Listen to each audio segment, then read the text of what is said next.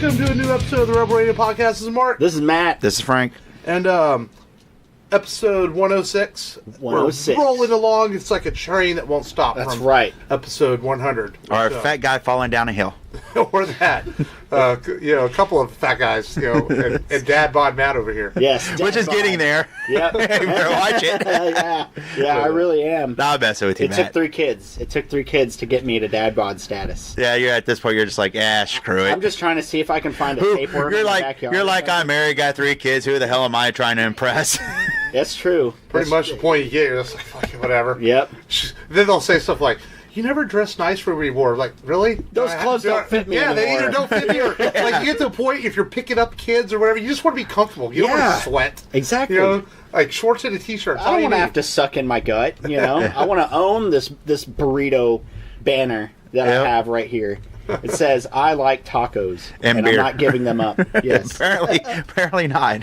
Dude, that me and Mike were in the car going to football practice yesterday, and we just, like, if you had to pick tacos, pizza, or hamburgers, and that's the only thing you could eat, it's like the hardest fucking question ever. Oh. Hamburgers on a pizza with taco seasoning, and then you fold the pizza like a giant taco. I like the way you're thinking, because I think pizzas, you can kind of tune them differently. Yeah. So it's like, as long as you don't limit yourself to a recipe. And that's the conclusion we came up with, is that pizzas, in the end, you can almost do anything with. Right. Yeah. You can with tacos to a sense, but pizza wins. You can do more. Yeah. Pizza wins. I mean, like, literally, if you just take a big pizza, you could just throw hamburger patties and cheese on it with some lettuce and tomatoes. Boom. You can do fajita meat, barbecue sauce, barbecue chicken. Oh, I like all barbecue kinds pizza. Of stuff. Yeah, and the thing is now they're square, but the Totino's pizzas, back when they used to be round, I used to buy those, like, because they were cheap. They were like a buck or whatever. I heat them up. I throw them in the toaster oven, just get them to the right point, and then slap some Taco Bell taco sauce on it and fold that shit. And he wonders why he's a fat guy. No, I know why I'm fat. I just wonder why I got a small penis. That's why it always bugged me. Your mom didn't negotiate with God good enough, I guess. Apparently not. I was not expecting that. That caught me out of... That was a curved ball. It was a curved ball. Compared to a curved penis. Yeah. I mean, we all have a little... Mine's pretty straight. Are you sure? It's a small ruler, but it's a straight ruler. Enough about Frank's penis on the show. Woo! Well, welcome to the Rebel Radio Podcast. For anyone listening on WBLZmedia.com, Ironiq Radio, thank you for listening, and we hope that Frank didn't just frighten you away. Yes. We are on Ironiq Radio every Wednesday from 2 to 4 p.m. Central with a brand new episode, which is this episode, at 2 o'clock, and then we do a classic episode at 3 o'clock. So we thank everyone who's been listening to us on the radio stream. We really appreciate it. And, of course, you can find all episodes at the rebelradiopodcast.com and in all your favorite apps, Google Play, iTunes, Spotify, iHeartRadio, Stitcher. You know, iHeartRadio is weird. Like, I was looking at the other day, it's like 3 episodes behind. It's like they don't update fast enough. I don't know. And it's supposed to be like the world's most popular, internet radio thing. Well, they need to get on the fucking ball. Can't handle I have a quick us. question. You just said this is the new episode, and then the show that they're going to listen to is a rerun. But what happens when this one becomes a rerun? Now you confuse them because now they're going to think that this is a new show.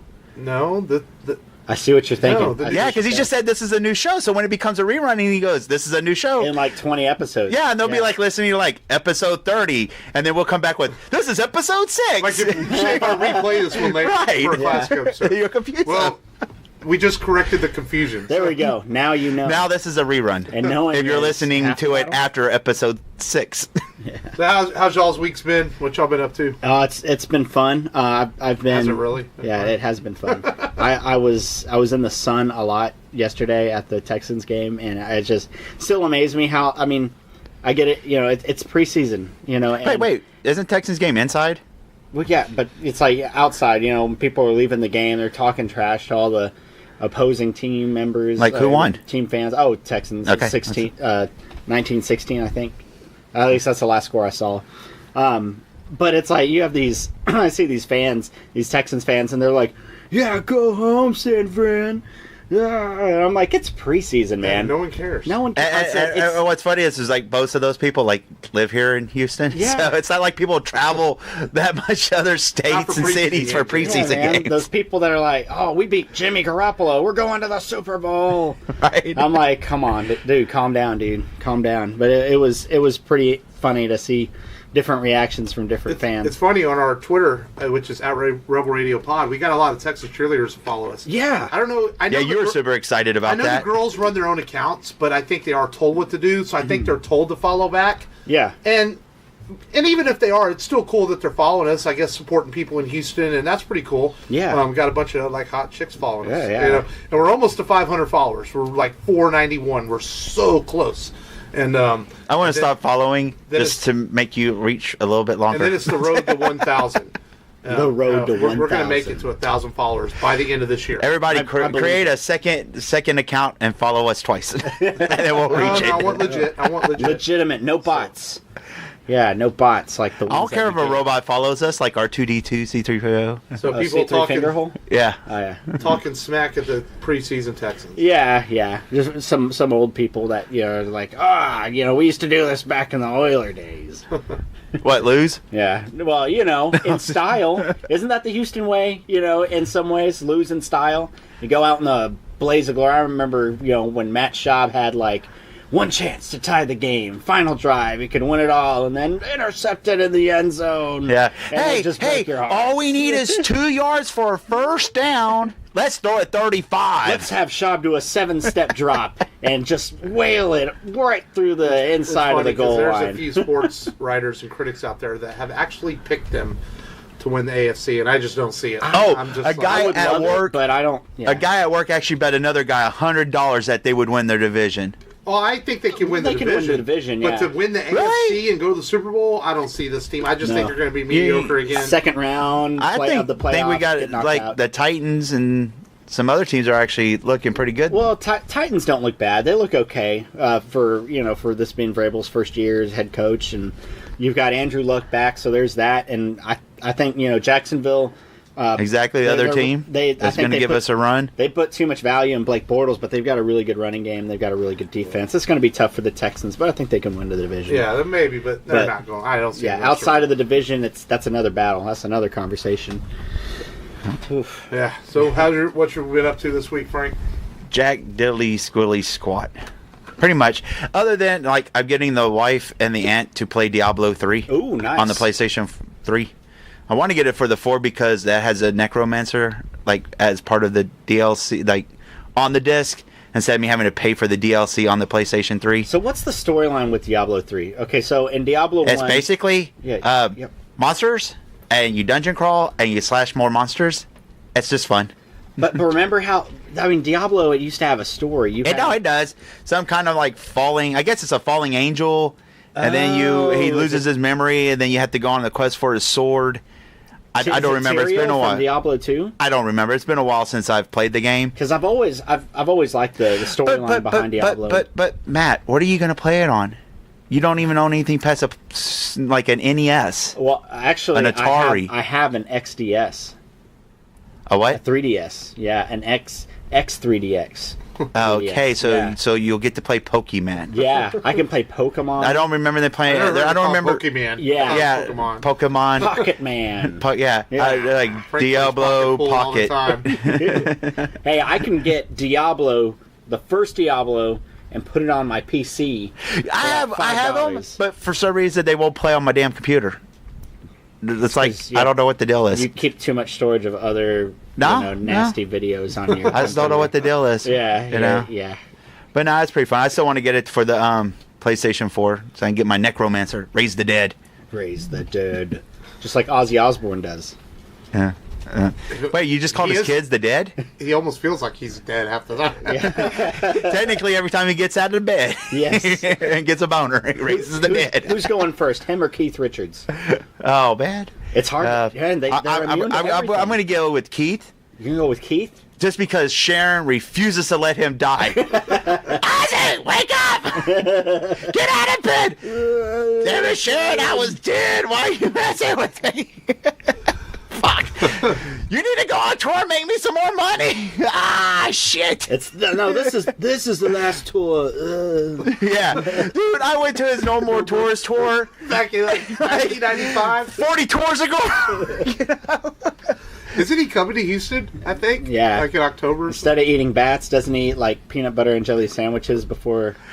With bedspread on it. I'm going to eat this whole peanut butter sandwich before I play. Yes,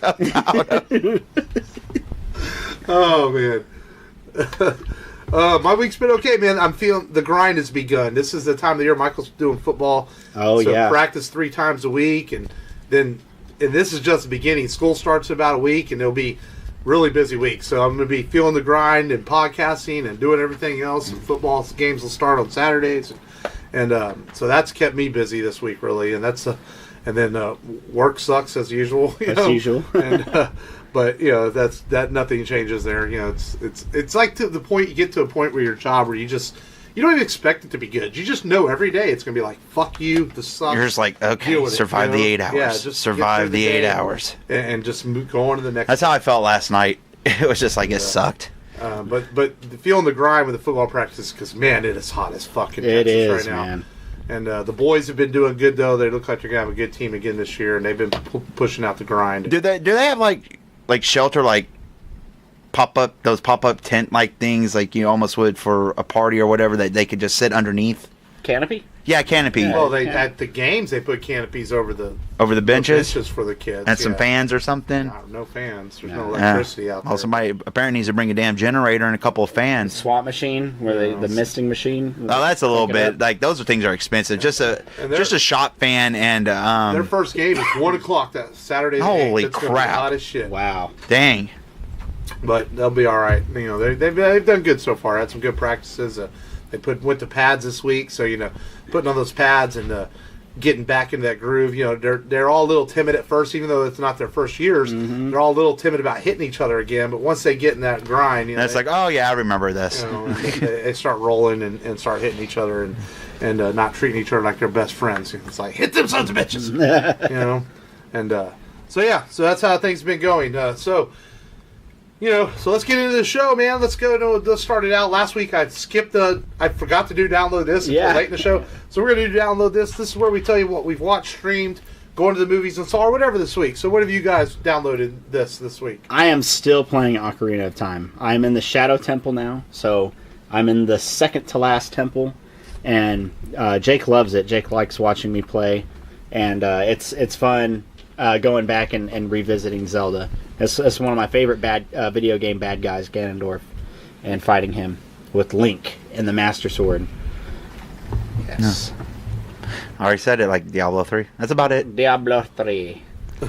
Most I'm going to do is, I know you probably watch SummerSlam. That'll be my download of the today. SummerSlam? Yep. Wrestling. Did you take off work tonight just to watch that? Yes, I did. Wow. Yes. Yeah. I'll probably go home and take a nap and then get up and watch the pre-show. And then after it's over with, I'll probably watch, NXT's pay-per-view that happened last night. You can't get a freaking Saturday to hang out and shit, but it'll take off for wrestling. That's right. It's like bunch of sweaty guys. It's like, boss, I'll suck your balls to have Sunday off, but I'm not sucking your dick for Saturday off. That's right. Yeah. I'll tickle the balls, but not the tip. There are some things that Frank will not do for wrestling. I guess my download this also is a video game. When I bought my PlayStation 4, I got free downloads of Battlefront and the old school Bounty Hunter game. What else is on there? Naboo Starfighter, I think, or one of those games and stuff. So I was playing Bounty Hunter with Michael the other day, one with Jango Fett, which actually is a pretty cool game for the most part. You get to fly around on a jetpack. It's one of those PlayStation 2 games where the camera angles are terrible. Oh, you land somewhere, you're turning around the opposite way, and the guy's shooting. You're like, I got to turn around, And so I've been playing that with him some, and I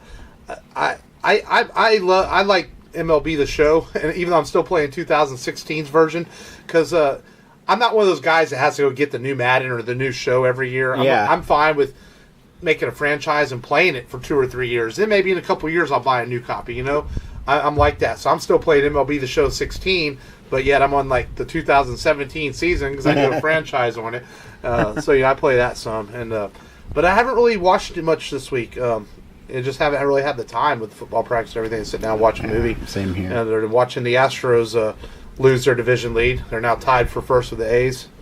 Oh, it's been a rough couple weeks for our world champions. Yeah, injuries, and then it seems like the Bats woke up against the Rockies, but like you said, it's I'm not used to them not having at least a 4-game lead this season. It's just kind of shrunk down to now. We're fighting the A's, which the A's, credit to the A's. The A's have been actually pretty good this season, but yeah, hopefully we can turn this around, get our guys back, and then start making another run for another World Series. Hell yeah. Hopefully. We'll see. All right, well, that's it for Download This. Nothing too exciting this week, but it's that time of the year, man, where things just start getting busy, and it gets even busier as we get into October and Halloween, and then the holidays and everything, and birthdays for you and your kids, and that's all my birthdays are done for the year. Yeah, so, till the end. And then we have Fandemic Tour that's coming up in September, which we're going to have some sort of coverage from. And then one of the reasons we chose this movie today, Fandemic, is September 14th, 15th, and 16th. I think I have the dates right here in Houston, Texas, at the NRG Center over near Reliant. And they've got a lot of cool guests here. They've got Jeffrey D. Morgan. They've got Tom Welling. They've got Michael Rosenbaum. Both those guys are from Smallville. And they've also got Norman Reedus, Sean Patrick Flannery, and David De La Rocca, all from the movie we're doing today, The Boondock Saints. Yes. And that's kind of why we chose this movie. This is a movie that I knew eventually we would do on the show. But I wasn't in a hurry to do it because, this could be an intimidating movie to talk about, because if you go on the internet and read about this movie, it's a toxic film as far as its fan base. You either love this movie or you hate it. And there were times on the internet for years where this movie got trashed by people, but also got loved by people. So you talk about this movie, you kind of have to either love it or hate it in a lot of ways. But it's funny watching it now. I hadn't watched it in a while. I watched it several times over the years. I don't know if I love it as much anymore as I used to, but I still like it a lot. Yeah. And of course, if you don't know, the Boondock Saints stars Norman Reedus and Sean Patrick Flannery and Willem DaFoe, and Flannery and Reedus play brothers that Connor and Murphy MacManus, that have an epiphany in which, after a run-in with the Russian mob, to go out and basically kill evil, bad people. So they become vigilantes, and they go on a killing spree of killing these bad people. And that's essentially the story of the film. And there's some other plot devices that we'll talk about in a minute, that some twists and turns. And the movie was a super hot script in 97, 98, when Troy Duffy, who had never written a script, wrote this, and he chopped it around, and it became really hot. But Duffy, in his wisdom, became notorious to work with. He had to deal with Miramax. Then he, what do they call it in Hollywood, where he reflipped the deal to try to sell it to other people. Harvey Weinstein was going to make the movie, but he did a turnaround and see if he could get more money. Eventually, he took the budget that Miramax offered him of $20 million, ended up only getting $6 million to make the movie. Yep. He ends up making it. Then he can't find a distributor because no one wants to touch it. Because it's an ultraviolet movie, they're not sure how to distribute it. And then Columbine happens. And then at this point, no one wants to release it because, no, we can't release this after what happened in Colorado. Columbine was in Colorado, right? Yeah. And so eventually he does find a distributor, Franchise Pictures, and they release it in 5 theaters for 7 days just to give it obligation at theaters. And then it hits home video as a Blockbuster exclusive. And for people who don't know, Blockbuster Video used to rent videos. Yes. and it finds a home on home video, and it blew up. This is the very definition of word of mouth film. Hey, have you seen the Boondock Saints? Hey, have you seen the Boondock Saints? It started taking off in the early 2000s as people heard about this film. People passed around video copies. It used to be on the $7 bins at Walmart for real cheap on VHS and things like that, and DVD. And it just got this word of mouth. It ends up making $50 million in DVD sales. Yeah. And it became the very definition of a modern cult classic. And eventually got a sequel.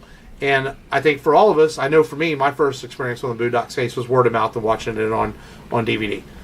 Yeah, I remember hearing it back whenever, I was in middle school at the time, and Columbine happened, and I know there was a lot of hush-hush, this film was very controversial because it had 2 guys in trench coats and, with talking about God and religion and then shooting people. They compared it a lot to Columbine, so, I wasn't able to see it for a while, and because of its limited release, that made it even harder. So it wasn't until like maybe 2004, 2005, towards the end of high school, whenever I finally saw it. And I really like the film. It kind of jumps in and out of like flashback effect, kind of like I don't know, there's different movies that you could say kind of took a different take, like Pulp Fiction. They were different, and it ended up being good. And I think this is similar to that. I really like it.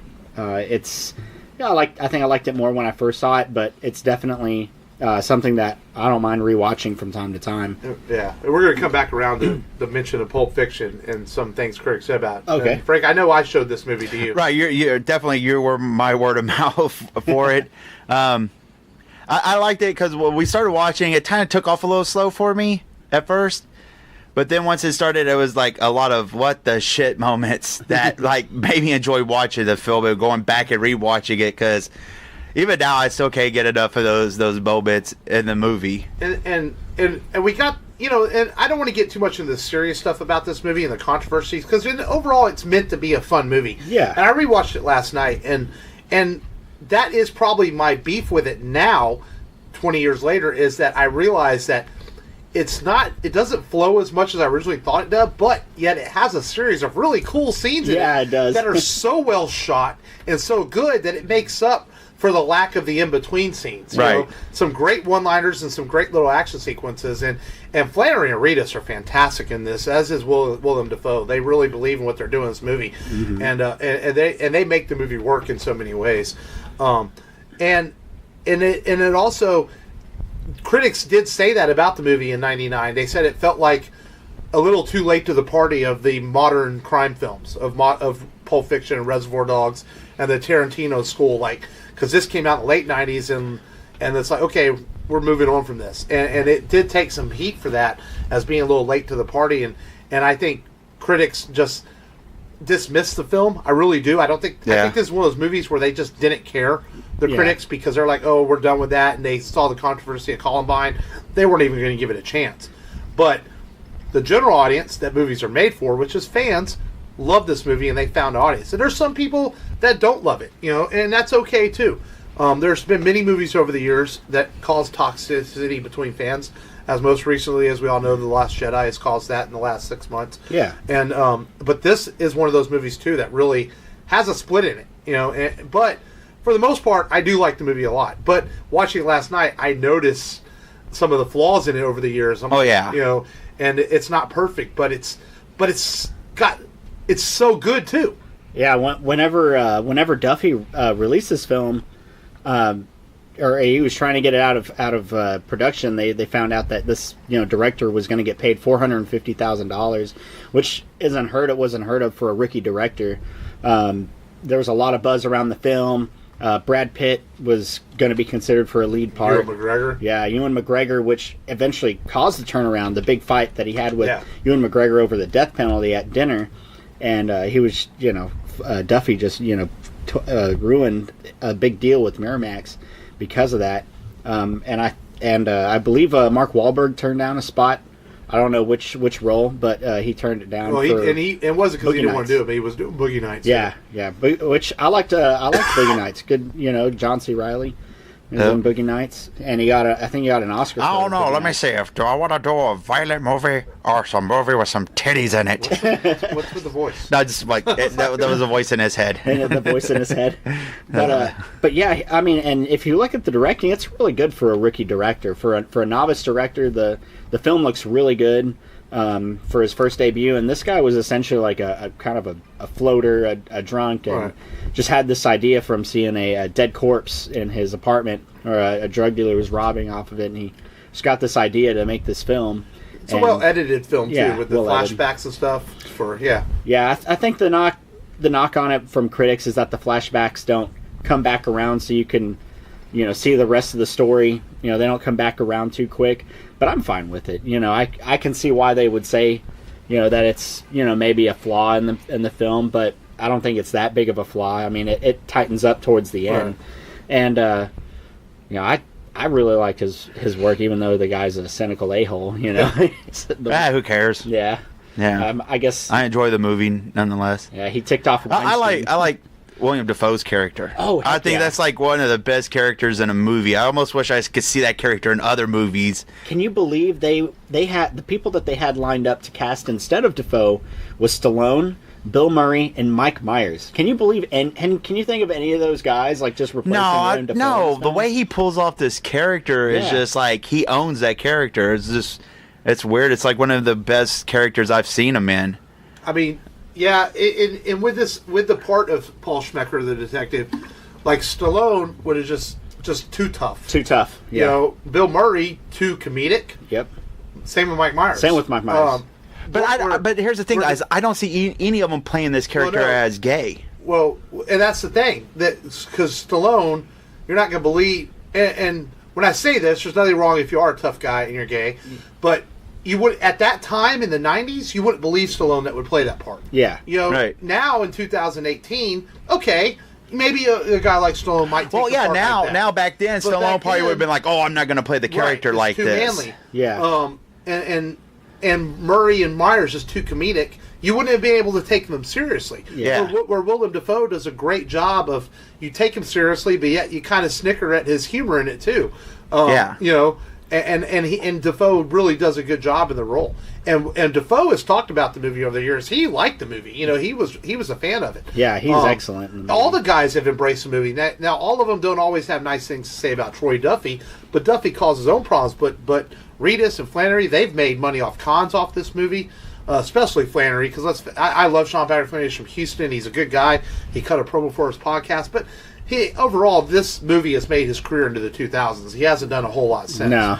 Reedus, of course, went on to Walking Dead, and DaFoe's already had a great career before this. Right. DaFoe's continued to make great movies. Mm-hmm. But those guys, they do generally like this movie, from what I've read, that they do appreciate the fan base of it, because I think sometimes, as an actor, you make a lot of movies, and you might make a big thing like The Green Goblin or something, but sometimes it's those little movies that people actually take and remember that as an actor, you probably appreciate that you made. Yeah. But it doesn't, it's not like, oh, well, yeah, you've made a lot of big budget films or you've been on a lot of popular TV shows. Sometimes it's just the way you portray a character. You know, I mean, let's be honest, as fans, we're going to remember him in The Walking Dead and in this movie. Yep. You know, so those are going to be like the two characters we remember him by the most. Yeah, you won't remember him in Blade, not unless you're like a huge movie fan. But I think most of your leisure fans that watch cult films and big box office films, they probably only know Norman Reedus for this movie and Walking Dead TV show. You're right.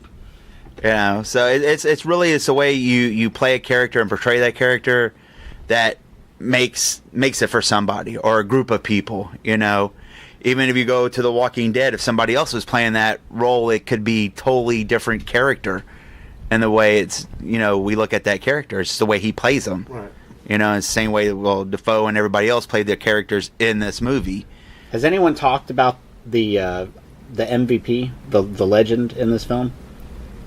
Go ahead, Matt. I know you got something to say. Just say it. Ron Jeremy, the legend. The legend's in this film. We don't, and he doesn't get enough credit. Why isn't Ron Jeremy at these cons?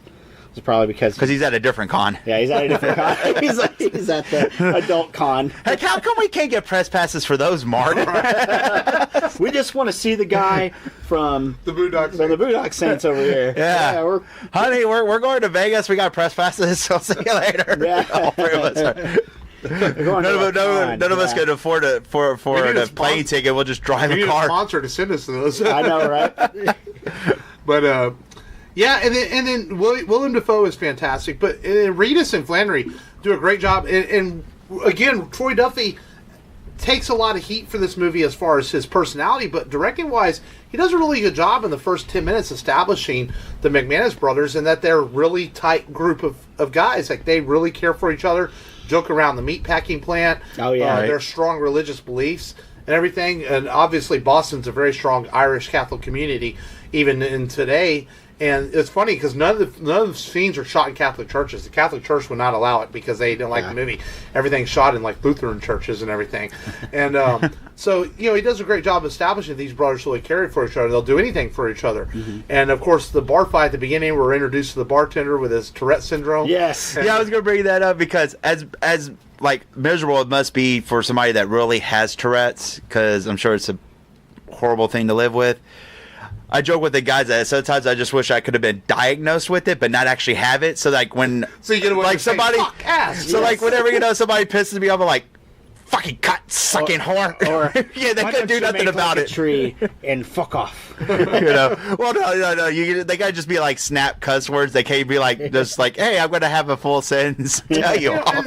And that's funny because there's this movie is really serious and really violent, but it's got this underlying humor to it. Yeah. And it starts with the bartender to the moments where when they go to get the guns and or just the bizarre scene where they kill the Russian mobsters by dropping a toilet on his head. Yes. Right. That's one of those moments and you're like, holy shit, in a movie. You don't see that in a movie. Then they go to get the guns from the gun dealer, and he goes, why do you need a rope? He goes, well, Charlie Bronson always had a rope. Yeah. And then they end up falling near the roof to kill the Russian mob, and they're hanging over the rope. And he's like, see, I told you we needed a rope. And I think it helps leviate the film so that it's not so serious. Yeah. And yes, it's an ultra-violent film, but it's not the most violent film I've ever seen. Nah. And but that humor does levitate the film to take away from some of the dark, heavy religious overtones. And I think without that humor, then I think this movie doesn't work. I think it becomes too serious and becomes and probably does become a little even more controversial. I think the humor allows it to realize that this is a fictional film. You're not supposed to take it too seriously. No one's saying that go out and kill evil people.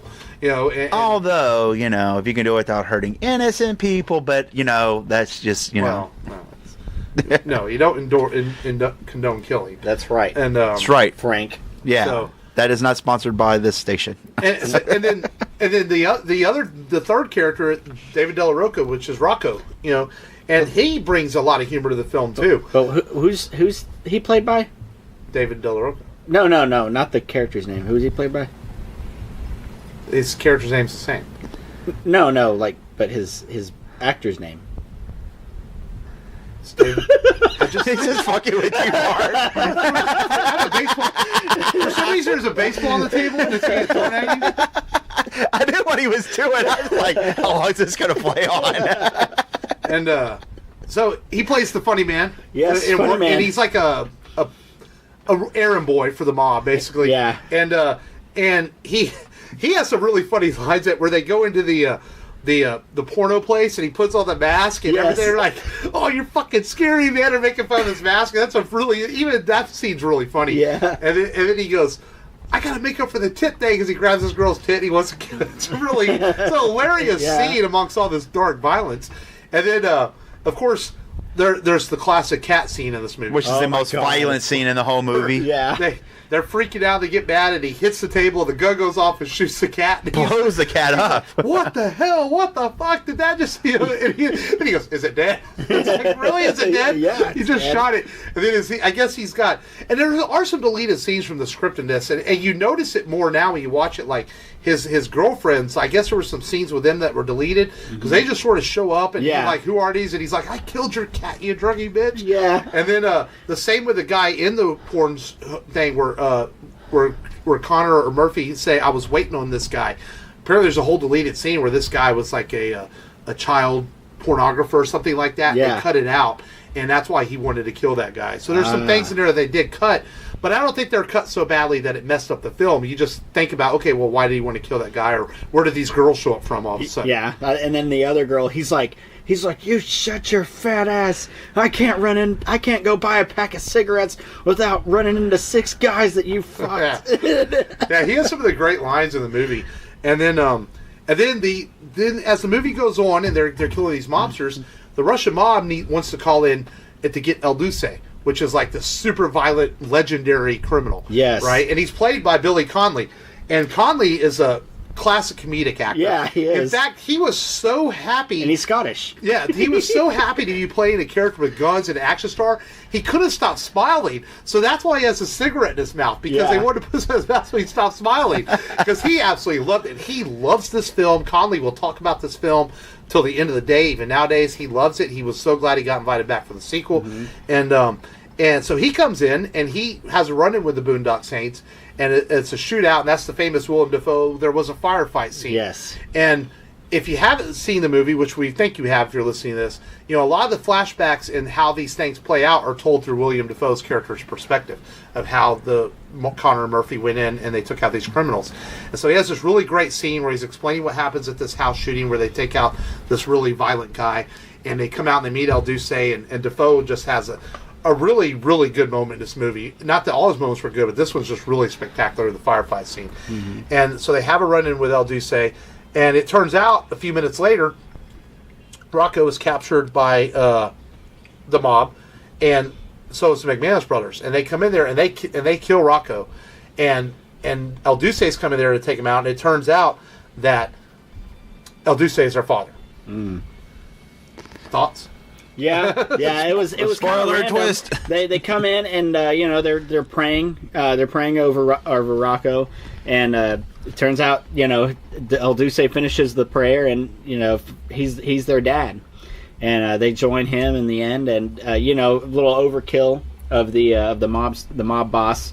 But was it an overkill? It was definitely an overkill. I mean, the shotgun was enough, right? I mean, the little shorty cruiser the Scotsman El Duce is carrying. I think that was enough, but I guess we got to over embellish, and then we skipped over the part where William he feels like he has to join Dafoe's character. He's got to join these guys. And they I thought you're going over the fact that we skipped the whole bedroom scene with Dafoe. That you were getting excited. That was at the beginning. Man. That was like one of your favorite scenes. I know it was Mark's. There's a lot of funny one-liners in here. Like, we've got an extra holding cell if you want to stay. Oh, can they stay? Ask your mother first. And it's like it's not. It's probably not something that would be funny otherwise, other than how only because of how Dafoe says it and his character, and that little smirk and sinisterness. And that's what we're saying. Like, if the other actors that were up for would have played that part, it wouldn't have been the same. Way. Yeah, Stallone would have been too hard. It would have been a different movie with Stallone. And I guess if you had to pick anybody from those four, it'd probably be Murray. Maybe. Yeah. Now I could see Murray, but it'd be a little too goofy. But I could see him just kind of. I can see Murray being the closest that would play a gay role at the time. Yeah. He would have played it a little feminine, not really cared. Yeah, not really cared, nonchalant. Yeah. Yeah. So as we're introduced to El Duce, it turns out he's their father, and that's where Dafoe struggles with, like, maybe these guys are doing the right thing. And he visits the priest for about this point, right? Yeah, he asks the priest, like, what do you think? And the priest kind of tells him, kind of puts into his head, like, well, maybe it's not the worst thing in the world, And so they capture this. It's kind of weird because they suddenly have the mob boss captured. Yeah. Well, Dafoe's character captures him in the scene in the house where he's dressed in drag. Yeah, drag. And so they capture the mob boss, and he's being put on trial. So the police allow the MacManus brothers to come in and to take out this guy.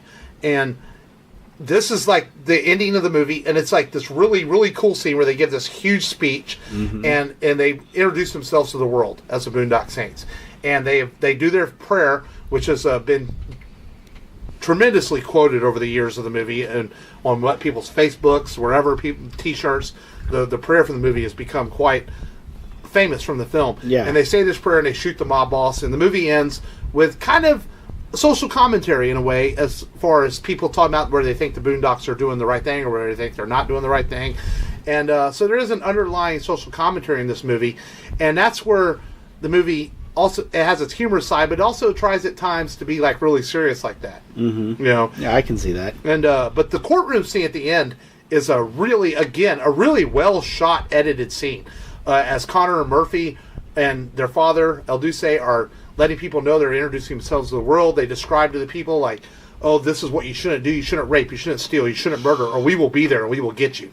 And it's a really cool scene, and it's climactic without being your typical. It's funny because you have all these shootouts in the movie, and you get to this ending, and it's just bam, bam, one shot, killing this bad guy. And it's almost like, way to describe it is like they toned it down there at the end after all the violence of the movie. Yeah, it is kind of toned down. Like, it kind of slows down and eases off.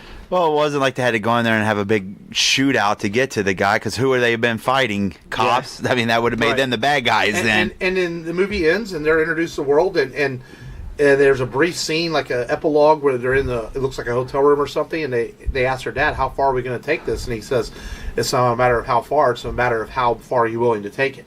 You know, and the movie ends, and you assume that the Boondocks go on, and eventually we got a sequel to it.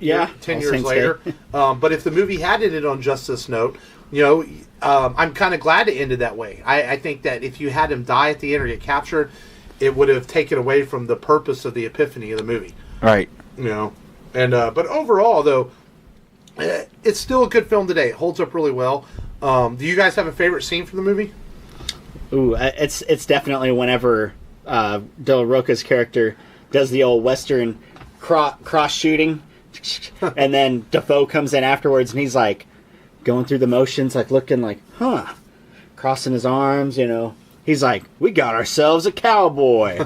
And I'm like, and he's like, what? Fucking hurt. Yeah. You have a favorite scene in this movie, Frank? A little bit of everything. I mean, like, all those moments, like I said, there's the shooting of the cat, the tossing of the toilet. Yeah. It's just like those things you didn't see in a movie, really. I mean, like, how many movies have you seen up to that point where somebody tossed a toilet off the building to take somebody out, or it's true, you're just sitting there and, oh, pow, there goes a cat. I mean, since then, there's been a couple of movies that have done the whole killing the cat thing, right. But I don't remember any until then. No. Where you're like, you know. I like there's a firefight scene with Willem DaFoe. That's probably my favorite. Oh, yeah. And, you know, this movie over the years, it's garnered a lot of publicity and a lot of, like, following. There's been T-shirts. I think there's action figures made of Connor Murphy out there. There's been comic books. There's now rumors of a prequel TV series, which I'm not sure how that works. Yeah. I mean, the whole point is they have the epiphany in this one. Right. Why the prequel? There's been rumors that Duffy wants to do a third one, but it just seems Reedus and Flannery aren't quite interested in this point. Because they're even like, what's the point? And the rumor of the third one is called Boondock Saints 3 Legion. The sequel is called All Saints Day. And I think the idea of Legion is, word is that there's other people in other cities doing what they do, which would make sense to go that route. So, well, who knows if the Boondocks... So technically, they wouldn't even have to have a big role. They can almost just have cameos in this movie. So who knows if we'll get a sequel or not. But at the same time, I'm okay if they don't. I think the second one wasn't as good. It's not terrible, but it's not as good. Because it felt like they tried to do too much of the same in the second one. So it wasn't original enough. And so, you know, if Boondocks end with just 2 movies and some comic books, that's fine. You know, because this movie, I think, stands on its own, and you can watch this without ever watching the sequel. Exactly, yeah. You're fine. But overall, a good film that still holds up today. Any final thoughts on the Boondock Saints before we move on to our news briefs for the day? Matt? The Krusty Krab? Yeah. So I got a text saying the Krusty Krab, and it threw me off. And all I can think about is SpongeBob. Oh, I thought that's... Your wife was telling you no sex tonight. Ugh. You know? But anyway. Dude, heck no, man. I hope not. Jeez. But anyway, as far as the movie, yeah, you know, now you can pick it up on, like, pretty much, what is it, Netflix or whatever, just watch it if you haven't seen it. Yeah, if you haven't seen it, it's if you like action movies and you like some sick humor. I don't think it's shy to say that this is as iconic as, maybe not as iconic, but in the same conversation as Fight Club, is in the same conversation as The Crow, as in the fact that it impacted people and was just this huge phenomenon for, you know, a good while afterwards, and very inspirational in a lot of ways. Yeah, no, that's a good call. I mean, it's definitely a movie that earns its place among cult following status movies, you know, and I think it still plays well today, and I think it'll continue to find an audience. Absolutely. I think there might be this might be one of those movies as time moves on. It is kind of stuck in the late '90s crime films, and people might find things like Pulp Fiction, Reservoir Dogs more to their liking than this. But I think it's a movie that will have its appeal to people for a while, and it's a good little fun movie, and it made a career for Norman Reedus and Sean Patrick Flannery. Yeah, so, it did. So why not? All right, well, the Boondock Saints. Watch it if you've never seen it. If you have seen it, watch it again. It's on Netflix right now. Yeah, why and it's still a fun movie. So we've got some news to talk about today before we get out of here. We're going to start with The Watchmen. Has been picked up to series on HBO. It's being done by Damon Lindelof, who did Lost. He's creating the series for it. So it's been picked up to a complete series. And, I liked Zack Snyder's Watchmen movie. I thought it was pretty good. But the comic book is very complex. It's designed for a long-term TV series. Lindelof has done well. HBO's done well. This could be really good. I think so. I mean, it's a really good, superhero, comic to really dig into, and the reoccurrence of the superheroes in the film, like old Owlman and the new Owlman, and of course the comedian, Silk Spectre, and with Game of Thrones ending, HBO's looking for something new. So I'm down for this. I think it's time. It's been a while since Snyder's movie, and Watchmen is something that I think will play itself well on television, because you can also branch out the characters more. We can get more backstories on Silk Spectre and all these characters. You don't have to do just the 12-issue graphic novel as a series. So you think that they would hire Christian Bale to do Rorschach? Because I just can't tell if it's Rorschach or Batman's voice. Heck, you can bring back Jackie Earl Haley. He's still young enough. Bring him back. I thought he was great in the role. You have any thoughts on the Watchmen TV series, Frank? Not really. Saw the movie once. Never read the books. So I was like, eh. Fair enough. So James Gunn is not getting rehired by Marvel. No. Disappointing. It seems they're going to use the script. Man, this whole Me Too movement thing is really costing people their jobs and their careers, and it's unfortunate, because I just hope Guardians 3 comes out as good, without. I hope so too, with the storyline, and hopefully they're able to bring his vision to the screen, and hopefully the actors get on board and just do a tribute to James Gunn by making his script just well known, and maybe they pick the Thor Ragnarok director, and it looks good, or maybe we go with the Russo brothers. Yeah, I don't know which way you'd go. I imagine the Russo brothers might want to break after a year and a half of Avengers. Probably. But I mean, it's sad. They tried, and letters from all the cast members went out, and they really wanted to have Gunn back. We wanted to have Gunn back. I mean, you got to hire him sometime back. You can't just have these people that offend you over these things that have something that's already been addressed, but a long time ago. You can't just have them out on the street. I mean, let's be honest. I mean, as sensitive everybody's getting nowadays, there's a lot of comedians out there that have made racial comments up on stage as part of their jokes, and they're jokes. Yeah. They're supposed to be that like shock value, supposed to get you to be like think and be like, what? That's just wrong. And then you kind of snark at it a little bit, and then you move on. Like George Carlin in today's world. Oh man, he would never get hired. They would boo. They wouldn't even he wouldn't even get a gig anymore. Yeah. Oh, you're just too offensive. Yeah, probably even Joan Connors, wouldn't get anything because she would be too. Yeah, it's because everybody's so butthurt over the slightest little things nowadays. There's no sense of humor. It's like we have lost this country has lost its sense of humor for the most part. Let's just be honest. Yeah, we've gotten as a whole. I think it's gotten a little too soft on the comedy. So you just got to be able to take a joke. You just got to be able to take it. Right. So no James Gunn for Guardians 3. So we'll see how it turns out. And it hasn't been confirmed that Disney's using his script, but I surely hope they do. Yeah. Because I want Adam Warlock on screen. Yes. Damn it. God, that's going to be a cool character.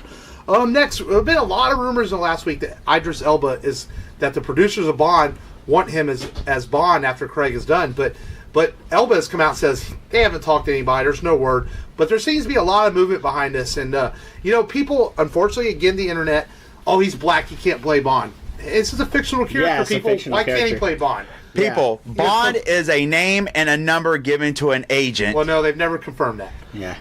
Yes, because Bond has never aged, and actually he's gotten younger since 1950 something. Well, that's because different actors have played him. That's no different than any. But the character's been around, so it doesn't matter. We go from rotary phones to cell phones. That's no different than any other superhero, though. It's the characters don't age. That's a completely different thing.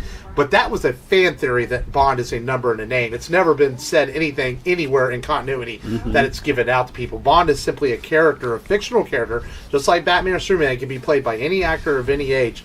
And people that think it can't be black or white because it's a white character, that's ridiculous. Yeah.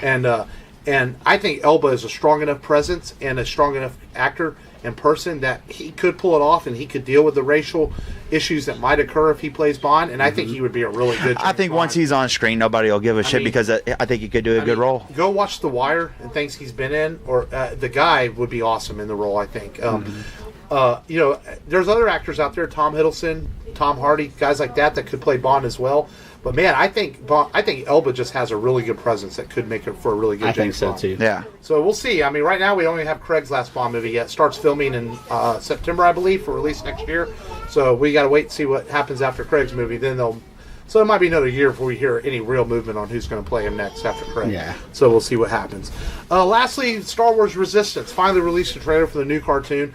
And it looks really cool, man. Yeah. It's kind of anime style in a way. Anime is a little different, yeah. It looks a little more kid-friendly. And it's, people are like, oh, this it looks stupid. Well, it's not for It you. does to me. Why, though? It's for kids. Hey, honestly, the animation looks like something you would throw on for like a 1 to 4 year old, and while you make breakfast in the morning, and they just sit there like with this stare on their face. Cartoons like you would find on Nickelodeon. It looks like it should be made for like Nickelodeon kids. You know, I don't think it looked that bad. I looked at it. I was like, this looks like horrible. I'm a Viking man. I'll just say, give it a chance. Let's see what happens. Yeah, I think it looks like a fun series. Rebels at times was very serious and very complex. Yeah. And I think maybe there's a place in the universe for something just fun and more adventuresome. And that's kind of what this looks like to me. Just kind of a fun adventure series with the pilots and everything. And Oscar Isaac is coming back to voice Poe. Princess Leia is going to appear in it. And there's going to be I can't think of the actress's name. She's going to voice her. And so it could be a fun show. We'll see how it goes. It premieres in October. Kind of a weird time slot. The premiere's like 9 o'clock at night our time. That's weird. That is, which means that's 10 o'clock Eastern time. Yeah. It could be just for the premiere, may not be the permanent time slot, so we'll see. So we'll see where they go with that. Honestly, I thought it was going to be one of their strictly for their network. Well, it's on the Disney Channel. No, I mean for like their paid one that they're going to be doing. That's the Clone Wars streaming final service. That's the new Clone Wars is going to be on the streaming service. I guess I won't be seeing that. So I don't need 30 different streaming services. It's like, my cable bill's $200. Well, all my different streaming services are $400. So it's like, nah, I'm good. So we'll see where it goes. Our next movie we're gonna do, we've done some hardcore action films here, some rated R stuff. We're gonna go a little family friendly, and we're gonna do a fun adventure movie from a very, very popular film from the 1980s. And we're gonna go and talk about The Goonies.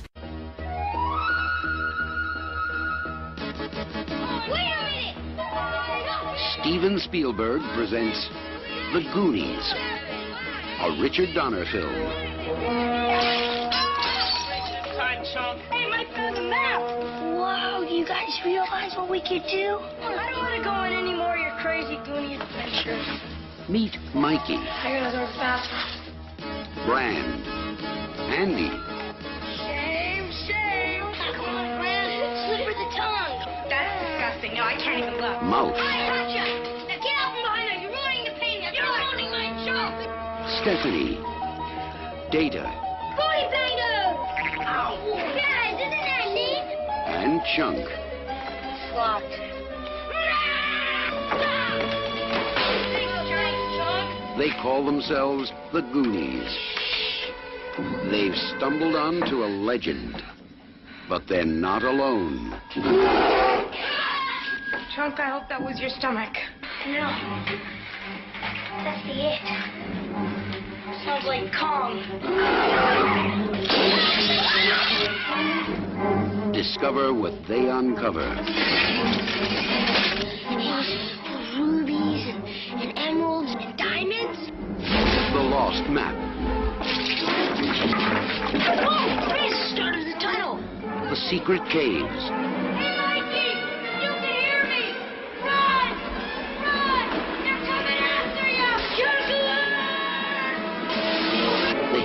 clues.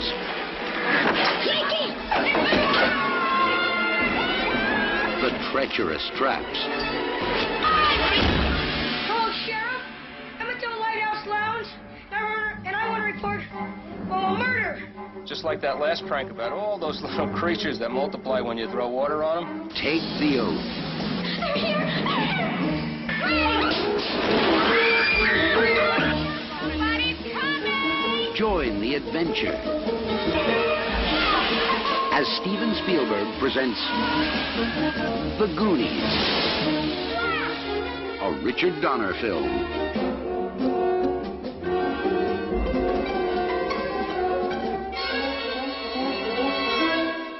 Yes. You know, this classic, it needs no introduction. It's a fun adventure movie with a young Josh Brolin in it. And your thoughts on The Goonies? Hey, you guys! I don't want to talk too much about it. I want to save it for the actual show. Yeah. There's a lot that we can talk about. We'll preview it. No, but I don't even want to because I'll just go on a tantrum about how much I love this movie. So I'd rather save my tantrum for the next episode. The tantrum's when you don't like something, though. Not Well, mine's a positive tantrum. Like a rant. You have a rant. about Whatever. Rants could go either way. You know, just like you. Because it's like one of those movies. Like Mark, we've stated movies that will come on and it doesn't matter what point in the movie it's on. You kind of just stop and you start watching it. And it's one of those movies. It doesn't matter if it's 5 minutes left of the movie and the pirate ship's out in the ocean. You'll sit there and watch it. It's one of those movies for me that I think I got burnt out on at a time. So I like it, but maybe don't like it as much as I used to like it, just because it got played so much on television in the 80s and 90s. But it is a good movie. It's a fun movie. It's directed by Richard Donner, who made Lethal Weapon. He made Superman. A really great director in his own right. Yeah. And this is one of his more fun movies, produced by Steven Spielberg. And it's a really good cast of young actors, and it's just a good, fun film. It's going to be fun to talk about The Goonies next week on the show. Looking forward to talking about that. So before we get out of here, any final thoughts on anything we talked about today? Man, we'll get ready for The Goonies, man. There's a lot to talk about. It's cool to be on the lighter side of things going next week. Yeah, and I can watch a movie that we're doing on the show that I can sit down and watch for the kids and not have to stay up late at night watching. Just be careful, because then your kids will just want to Boondock take Saints. off into the woods and find a cave to explore. I don't know. And so next week we'll talk to Goonies, and as always, go to rebelradiopodcast.com for all the episodes and links to all the apps we're on. WBLZmedia.com. We're on Ironiq Radio every Wednesday at 2 o'clock. So thanks as always for listening to the show. We do appreciate it. And this has been Mark. This has been Matt. This is Frank. And until next time, just go there and do it. This is Clifton Collins Jr., and you're listening to Rebel Radio. Hey, you're listening to the Rebel Radio Podcast. My name is Sean Patrick Flannery, and I hope you dig the podcast.